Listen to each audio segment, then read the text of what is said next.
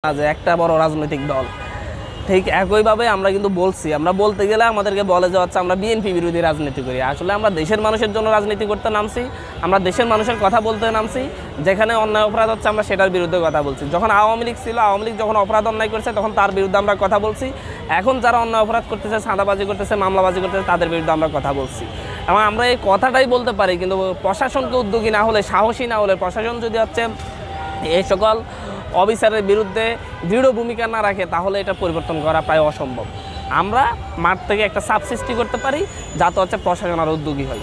এর বাইরে আমাদের আসলে তেমন কিছু করার আছে বলে আমরা মনে করি।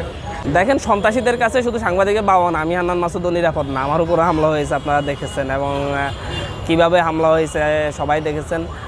আসলে সারা দেশে যে চাঁদাবাজি, দখলদারিত্ব শুরু হয়েছে, যেভাবে মামলাবাজি শুরু হয়েছে একটি নির্দিষ্ট গোষ্ঠী কর্তৃক, সেখানে আমাদের এই দেশের মানুষ নিরুপায় হয়ে পড়তেছে। ধীরে ধীরে তারা আরেকটা ফ্যাসিজমের কষাঘাতে, ফ্যাসিজমে আবদ্ধ হতে যাচ্ছে। তবে এটা থেকে মুক্তির জন্য আমাদের সবাইকে একসাথে লড়াই করতে হবে, সংগ্রাম করতে হবে। প্রশাসনকে আরও বেশি উদ্যোগী হতে হবে, স্পেশালি সরকারের বিচার ব্যবস্থাকে আরও বেশি উদ্যোগী হতে হবে।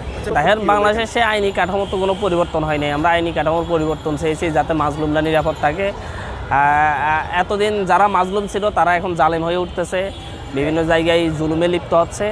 আমরা এটার নিন্দা জানানো ছাড়া এখন আমরা কিছু করতে পারতেছি না। আমরা একটি সামাজিক আন্দোলন গড়ে তুলতে চাচ্ছি, রাজনৈতিক আন্দোলন গড়ে তুলতে চাচ্ছি, যার মধ্য দিয়ে এই বস্তা পচা রাজনৈতিক ব্যবস্থা এবং বস্তা পচা আইনি ব্যবস্থা মূলোৎপাটন করে নতুনভাবে আইনি কাঠামো তৈরি করা হবে, নতুন রাজনৈতিক ব্যবস্থা তৈরি করা হবে।